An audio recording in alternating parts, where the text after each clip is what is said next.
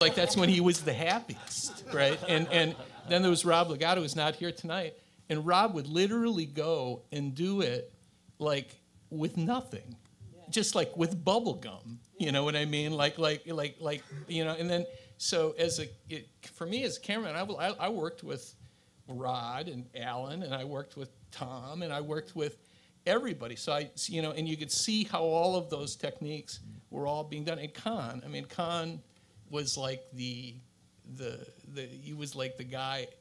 He just has no fear. You know what I mean? It's like there's no job that would where he would go. No, in fact, even when I would direct commercials, like literally I would save the hardest stuff that I couldn't figure out. No one figured out, and I would like talk to Khan, and I go, Khan, this is it's really great. This is all working out, but this is one part I just can't figure it out. I don't know if anybody can. It was just sort of like he goes, leave it on the desk. You know what I mean? And it was just like, and then 2 days later, it was there. I wrote this code last night. Or if actually, on was one Olympic State commercial, I think he said, I could have written code for it, but I just animated by hand. You know what I mean? So, it was is that you could do anything, really, and the technology was there, and we were defining sort of what the future tools could be. So you had to think in front of what could be done creatively and what could be done technically, and then sort of jump forward, right? And then build the tools and execute all at the same time. But we were well funded. Terry, I got a memorable story. It just came to mind about Bob. Okay, I'll get to it kind of sums up his what makes him go, what makes Sammy run. Basically, one morning, I used to get up in the morning and I would shoot arrows. I had like a little archery range out in front of my house, and I'd shoot like 3 dozen arrows. I was with you. In the morning just to get toned up. We did that together. Yeah, right.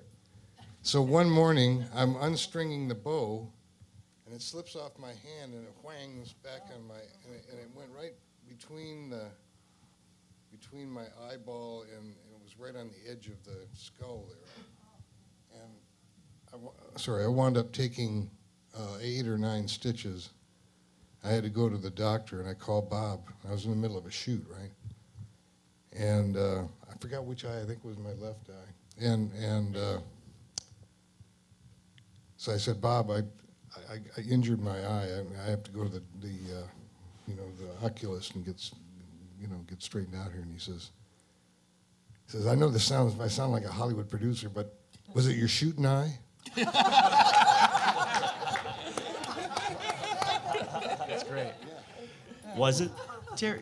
Yeah. That's Bob. Terry, you're now obviously dean of the Theater, Film, and Television Department at UCLA, and maybe not after tonight. So much of what was accomplished at Abel's was done under deadline pressure, and on the fly, and now you're in education now, and how do you feel about do you think about that spirit at Abel's, and how do you translate that to students now? How do you translate who are basically using the tools that you guys all invented at Abel's now at UCLA? Well, that's a great question. I think that for me as the dean, it's really drawing upon everything the spirit that was there, and to say that to young filmmakers, I like to think of us as the storytelling school, and however we create and deliver our stories could happen across a multitude of platforms now. And I think that's what was happening with Bob, at Abel's, is that he, our battle cry is no more silos, no more boundaries, no more barriers. Yeah. And as I stopped to think about it, that's exactly what was happening, with Bob and this extraordinary and distinguished group of artists on the stage. And I think all of us were at a moment in time where there was the freedom to really explore the highest levels of creativity and unfettered. And Bob did this. You were talking about no money, but he really created a framework where you were driven by commerce and unfettered by commerce all at the same time. It was all around excellence. It was all around a spirit of experimentation and of discovery. It was around storytelling. It was around a great love for what you were doing, and that the future was endlessly and infinitely promising and filled with possibilities. And all of that is what you want to give to students, and to say, this is your moment to explore, to create, to really learn how to see, to know to follow your passion, know what you love, to be bold and fearless. And I think all of us were students, as much as we were professionals, and Bob fostered that kind of an environment. So I think that everything that was happening there is what we're trying to do to translate across to our school, and reimagining the curriculum now for the 21st century so that we are completely interdisciplinary. We're the one premier professional school that has film, theater, digital media, animation, television, all under one roof. So now it's what we were doing there is just strip down the silos. I do have one very funny story to tell about Bob, though. And I am grateful because all of these guys here and Bob really taught me how to see. And I think as a filmmaker, and as a storyteller, you have to embrace that. But Bob Dylan was considering doing a video with us, and so we heard that Joanna, you were there, and so we heard that Bob was coming over to see Bob, and it was a great day. It was an exciting day, and we were all getting ready and all the Twitter, and Bob Dylan was about 2 hours late, and Bob Abel was in his office and got the office all ready, that big desk, and I was ready to greet Bob Dylan, and Bob Dylan finally showed up, and his sort of handler said that he had a very short attention span and would only maybe stay 5-10 minutes. So we said, okay, whatever, we'll take Bob Dylan for 5 or 10 minutes. And so he shows up, and he's wearing dark glasses, and he comes doesn't say a word, and he comes into Bob Abel's office, and he sits down with the dark glasses and just stares at Bob. and Bob Abel proceeded to talk nonstop and regaled Bob Dylan with stories for 2 solid hours. And Bob Dylan didn't move. He literally sat on the couch. Joanna came in at one point parading pictures behind Bob Dylan, and Bob Dylan didn't move, and he listened to Bob weave tales and sell like I've never seen a sales job in my life to Bob Dylan, who was infinitely interested in Bob Abel. And then Bob Dylan got up, did not say one word, and left. And we never saw him again. So you never got the job, right? But it was one of the great days. I still think about that. So it was the 2 Bobs in the room, so it was a great day. Well, we ran long tonight, and I want to thank you for your patience. But before we end, I would like everybody who worked at Abel's, who's in the audience, stand up and come up on stage. We want to take a group photo with it. Can I read one really funny thing first? We have one more really funny thing, and then we'll bring everybody up on stage. Memo that Mara just handed me to all personnel at Robert Abel and Associates, 1984. It's written from Bob. As you may have noticed lately, I have adopted a singular mode of dress: white shorts and a tan shirt. Despite rumors to the contrary, I have not been sleeping in the back of my car, and I'm not wearing the same old dirty clothes every day. I just decided that because I have so many decisions that I'm trying to make these days in so many different areas, that if I could clear out one area of my life in decision-making, I'd be able to make a much clearer focus on the areas that were more important. And as it goes on to say, for those of you who have been concerned, thank you for your concern. For those of you who have not been concerned, never mind. Can we have all the Abel artists come up on stage and we'll do You've all been a great audience. Thank you. Well, let's get thank you everybody for coming. I guess we're going to take a shot of the panel first, and then we'll get the group shot. The bus to Disneyland is about to leave. Yeah.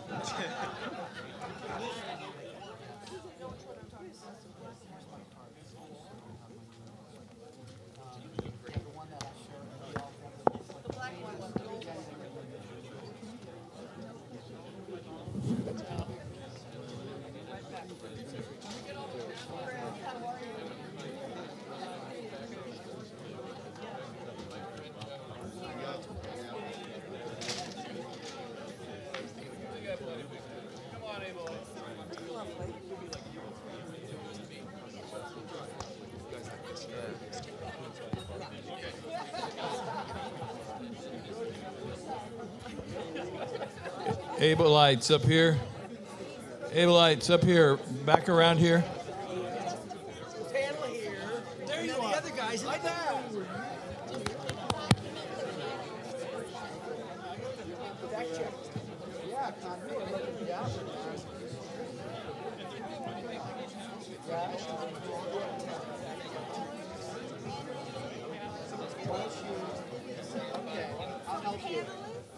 We're trying to get a path of panelists together for the photo.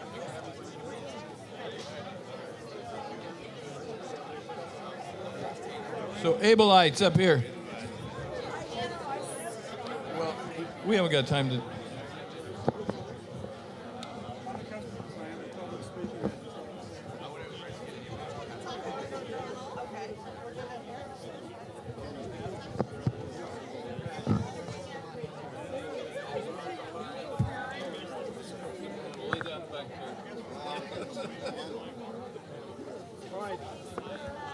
Well, let's do it. Where's the photographer?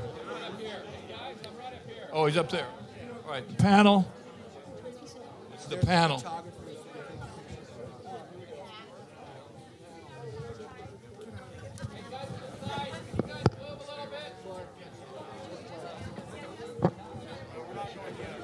You got it? Unaccustomed as I am to public speaking, I'd just like to say a few words.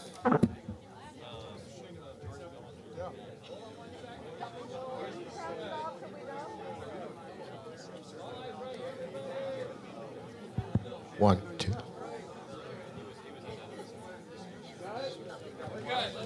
All right. So why don't we sit down and everybody else can come in around? Yeah, that way we can get more people. Yeah. No. All right, panels, sit down and we'll bring everybody else in behind and in front.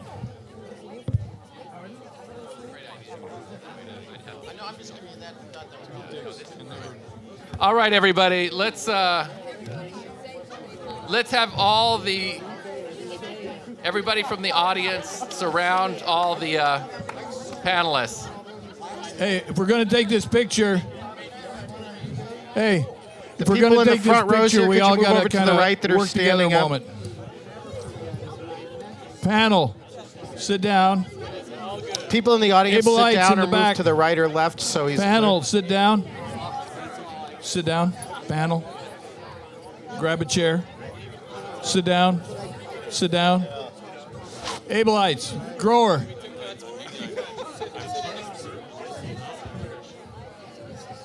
Grower. I'm going to. All right. All you folks over here, come in. If you can't see the camera, it can't see you. Yeah. All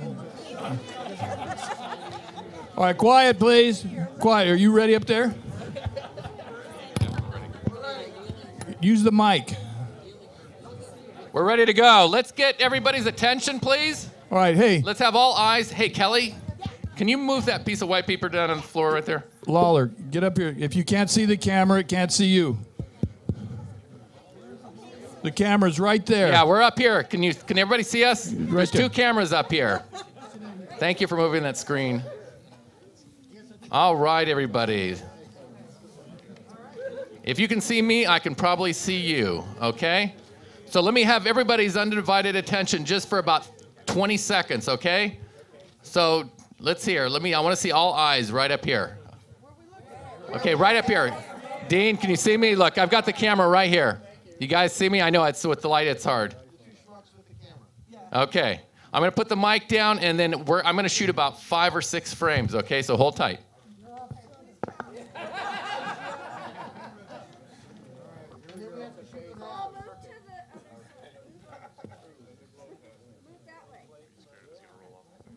Hold on 1 second.